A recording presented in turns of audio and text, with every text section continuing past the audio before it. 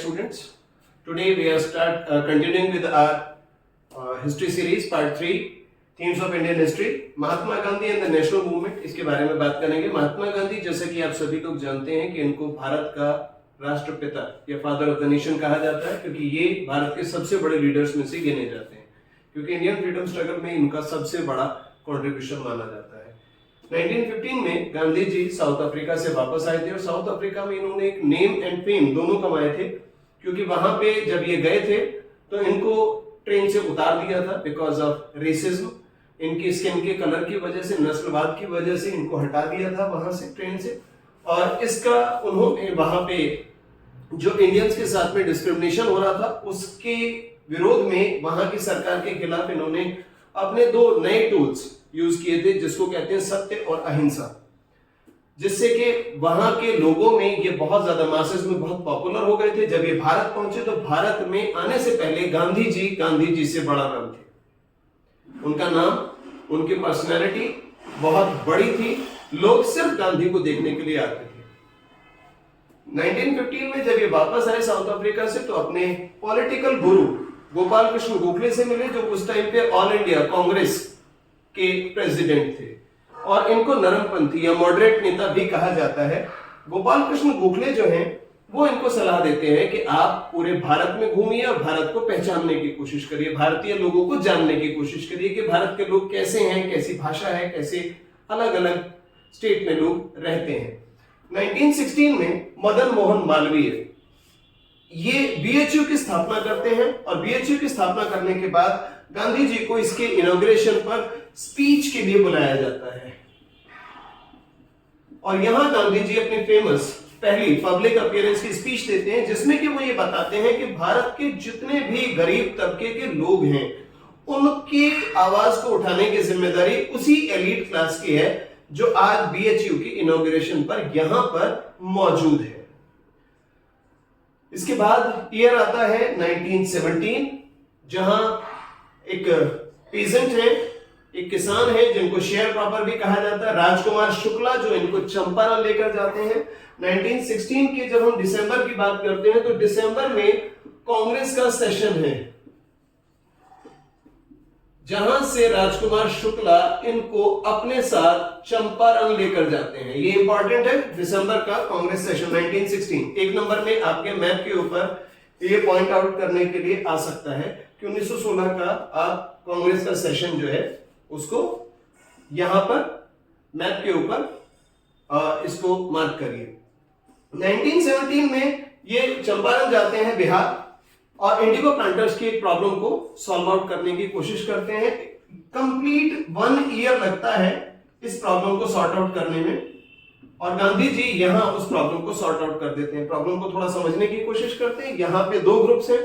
एक है estate owners,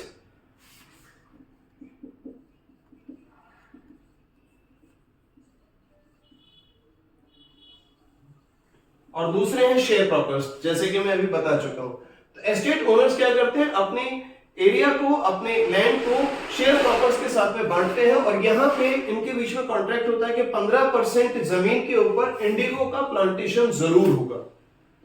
और इंडिगो जो है एक ऐसी फसल है जो कि सॉइल की फर्टिलिटी को बहुत ज्यादा हार्म पहुंचाती है, क्योंकि इसकी जड़ें जो है वो डीप पेनिट्रेट करती हैं और बहुत गहराई तक पहुंच जाती हैं. और इंडिगो बहुत फायदे की खेती भी नहीं है. और इस टाइम तक 1916-17 तक जर्मनी ने भी एक सिंथेटिक डाई बना ली थी जिसके थ्रू इंडिगो का काम किया जा सकता था. क्लियर? तो यहां एस्टेट ओनर्स और गांधी जी के बीच में बातचीत होती है. गांधी जी बहुत क्लियरली इस चीज को कहते हैं कि आपको कॉम्पनसेशन देना पड़ेगा जब आप खेती को डिसकंटिन्यू कर रहे हैं, क्योंकि सॉइल की फर्टिलिटी ऑलरेडी जा चुकी है. एस्टेट ओनर्स और गांधी जी के बीच में नेगोशिएशंस होते हैं. एस्टेट ओनर्स बहुत आसानी से तो नहीं, पर लेकिन थोड़ा मुश्किल से, बहुत दिक्कतों के साथ में गांधी जी की बात को मान लेते हैं और कॉम्पनसेशन देने का फैसला करते हैं. और इंडिगो की जो खेती है वो फ्यूचर में वहां पर डिसकंटिन्यू कर दी जाती है. क्लियर? यहां ये 1917 का उनका पहला पब्लिक मूवमेंट है. इसके बाद आता 1918. यहां पे अहमदाबाद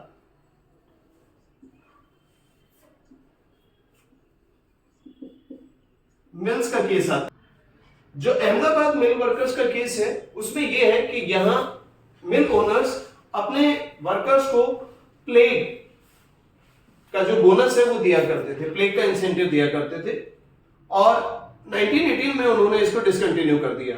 इसके अलावा काम के जो घंटे थे, वर्किंग आवर्स थे, वो भी बहुत ज्यादा थे। तो यहाँ 16-16 घंटे उनको काम करना पड़ता था, और यहाँ मिल वर्कर्स ने अपनी प्रॉब्लम को सॉल्व करने के लिए गांधी जी को कॉल किया कि गांधी जी आइए, आप हमारी प्रॉब्लम को सॉल्व करिए। गांधी जी अहमदाबाद गए और वहां पे उन्होंने अपने मजदूर भाइयों, उन मिल टेक्सटाइल मिल के मजदूरों के साथ मिलकर उन्होंने क्या किया, वहां पे अपना सारा का सारा फोकस वहीं पे लगाया, मिल ओनर्स के साथ में बात की। यहाँ पे मिल ओनर्स में एक बहुत इंपॉर्टेंट नाम है अंबालाल साराभाई, जिन्होंने जिनकी बहन ने गांधी जी को बहुत सपोर्ट किया था इस मूवमेंट के अंदर, और ये अंबालाल साराभाई फ्यूचर में कांग्रेस के सबसे बड़े दानदाता के रूप में भी सामने आएंगे, राइट।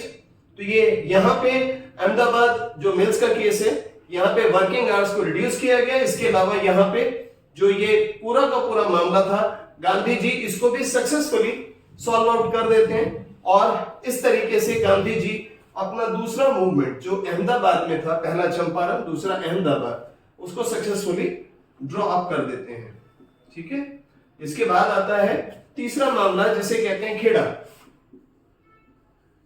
खेड़ा बहुत ही इंपॉर्टेंट है क्योंकि यहीं इसी खेड़ा में इनको एक यंग वकील मिलते हैं जिनका नाम है वल्लभ भाई, जिनको आप वल्लभ भाई पटेल के नाम से जानते हैं। तो वल्लभ भाई इनको खेड़ा मूवमेंट में मिलते हैं। यहां पे फसल जो है वो चौपट हो गई थी और किसानों से अंग्रेज अभी भी लगान वसूली की बात कर रहे थे।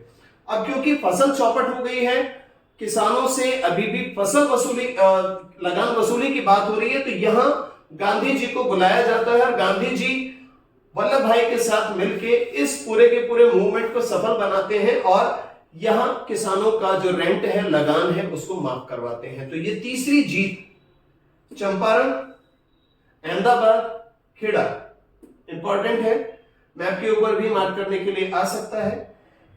ये बहुत ही तीनों के तीनों इंपॉर्टेंट फेजेस में आते हैं। अब हम बात करते हैं 1918 की ही, क्योंकि 1914 से 1918 के बीच में एक वॉर लड़ी गई थी जिसे बोला गया वर्ल्ड वॉर 1, और वर्ल्ड वॉर 1 के बाद में टर्किश ऑटोमन एम्पायर, तुर्की,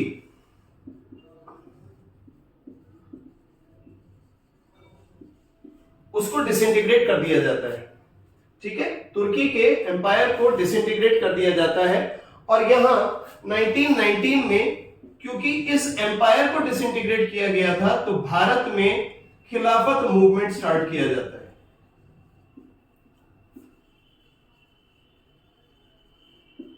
खिलाफत मूवमेंट स्टार्ट करने वाले हैं अली ब्रदर्स, नाम नोट कर लीजिए, मौलाना मोहम्मद अली एंड शौकत अली।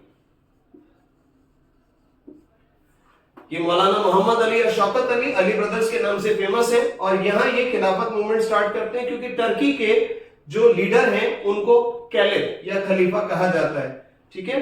तो उनको सपोर्ट करने के लिए, उनके जो एम्पायर को डिसइंटीग्रेट किया था ब्रिटेन ने, उसको अपोज करने के लिए भारत के जो मुस्लिम हैं अली ब्रदर्स, वो खिलाफत मूवमेंट स्टार्ट करते हैं और बहुत ही इंपॉर्टेंट मूवमेंट है। गांधी जी से सपोर्ट करते हैं और इसे एक अपॉर्चुनिटी की तरह से देखते हैं कि किस तरीके से भारत में हिंदू मुस्लिम एकता को कायम किया जा सकता है। और हिंदू मुस्लिम एकता को कायम करना बहुत ही इंपॉर्टेंट है क्योंकि किसी भी देश को स्वतंत्र तभी कराया जा सकता है, इंडिपेंडेंट तभी कराया जा सकता है जब वहां के सभी लोग मिलकर कलेक्टिव रिस्पॉन्स दें या कलेक्टिवली अपनी आजादी के लिए काम करें। इसके बाद आता है अगला मूवमेंट जिसे हम कहते हैं, मूवमेंट से पहले अभी जलियांवाला बाग के बारे में हम बात करेंगे।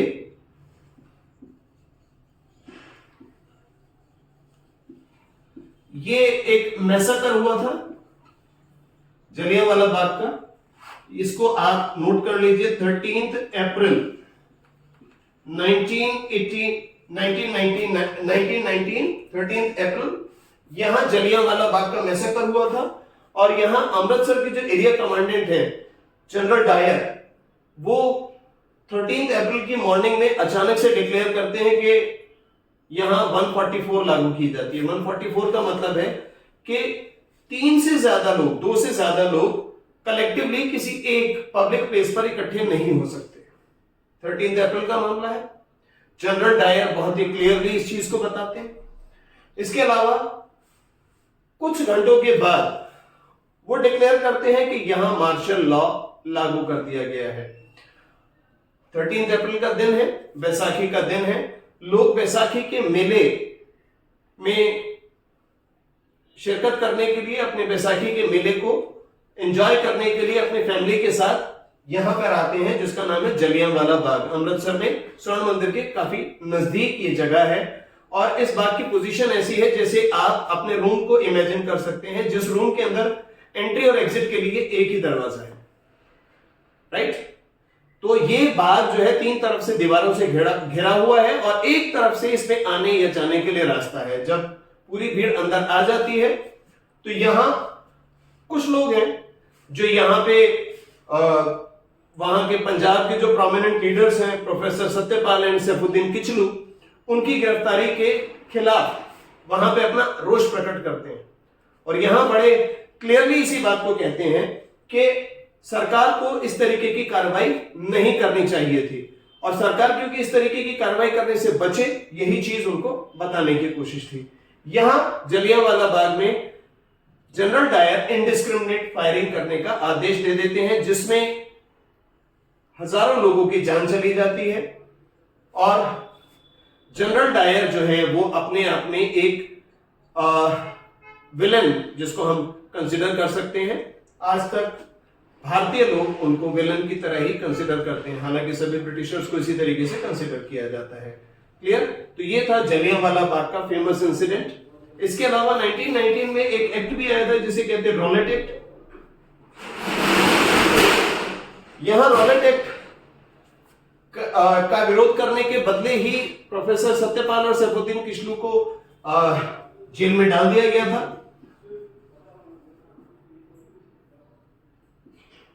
ये रॉलेट एक्ट जो है काला कानून इसको बताया जाता है, ब्लैक लॉ इसको बताया जाता है, क्योंकि यहां रॉलेट एक्ट जो है बहुत रिप्रेसिव कानून की तरह से सामने आता है, क्योंकि इसमें एक प्रोविजन था जिसमें किसी भी भारतीय को बिना किसी एफआईआर, बिना किसी सुनवाई के 2 साल के लिए जेल में डाला जा सकता था।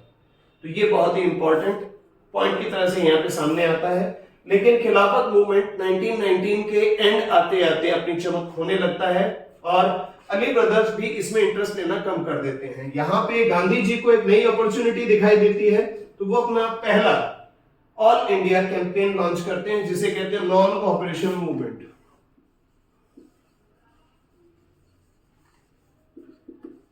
जिसमें ये भारतीयों से अपील करते हैं कि वो ब्रिटिश सरकार का किसी भी तरीके से समर्थन ना करें, किसी भी तरीके से उनको सपोर्ट नहीं करें।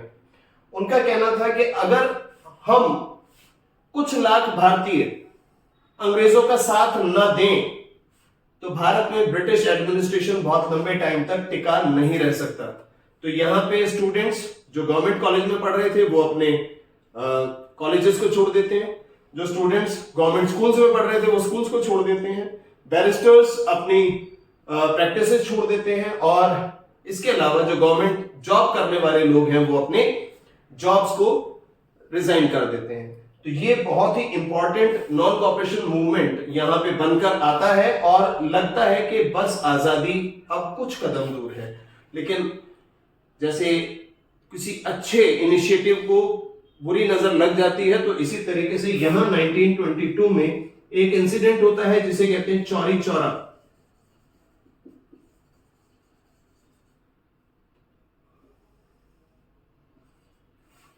चौरी चौरा यूपी के गोरखपुर में है और यहां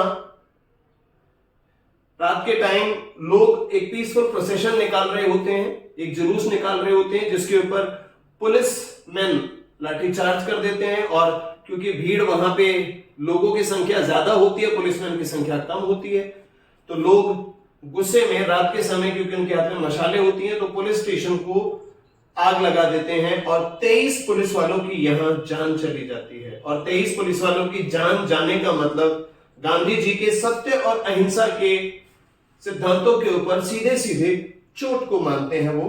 और 1922 में इस इंसिडेंट के बाद गांधी जी चौरी चौरा कांड के बाद नॉन कॉपरेशन मूवमेंट को स्थगित कर देते हैं, रोक देते हैं।